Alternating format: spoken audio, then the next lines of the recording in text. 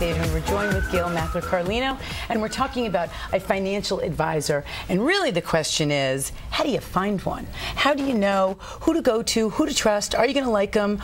Are they thinking about your best interest? Are they going to steal your money? I mean, it's a difficult thing. It's not like finding someone to cut your grass. If they mess up, it'll grow back.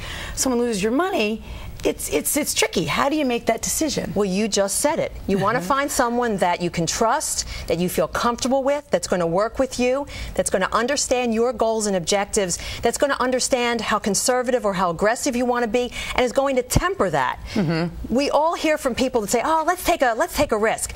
You know, we're not a casino. We're not putting the money on red or letting the dice roll. So you want to make sure that you're working with someone that you feel comfortable with, that you have that kinship with. And it's not so much the questions that you want to ask, it's the answers that you get. Well, let me ask you, what questions should you ask? First of all, two questions. Is it okay to interview someone before you make a decision on who's going to be your financial advisor? And the second thing is, what are the questions that you should be asking? Absolutely. You absolutely interview someone. Okay. And the best way to start is asking a referral from a close friend or family member. Who do you use? Who manages your retirement funds?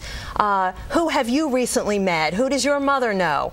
That's really important. Okay, and then I go in and I meet that person, and what are the questions that I should be really making sure to ask? Well, the interesting thing is, I, as the financial advisor, I'm going to ask you questions, and you want to make sure that the financial advisor is asking you questions. Okay, like? How old are you? How old are your kids? What are your intermediate goals? When do you plan to retire? What does your husband or your wife do? How are you planning for your future? So get the bond with the financial advisor, and that's really it. That's the key. Thank you, Gail. Coming up, more Better Living tips.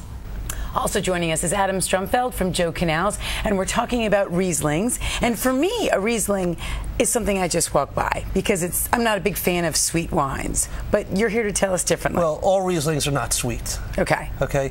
There is a direct correlation between the alcohol level in a wine and the sweetness of the wine. Sugar from the grapes, when fermented, turns into alcohol. So therefore, the lower the alcohol level, the sweeter the wine is going to be. The higher the alcohol level, the drier the wine is going to be. So it's real easy if you want to take a look at a bottle of Riesling. On the back of every bottle of wine is going to give you the alcohol content. And if you see a Riesling with a 7.5%, 8% alcohol by volume, you got to figure that's going to be pretty sweet. All right. And if you see another one with 12.5%, 13%, typically it's going to be drier. It's going to be dry and less sweet, so less sweet. Right. So this is not absolute, but it's definitely a good way to judge a good general rule. Yes. Thank you, Adam Strumfeld from Joe Canals.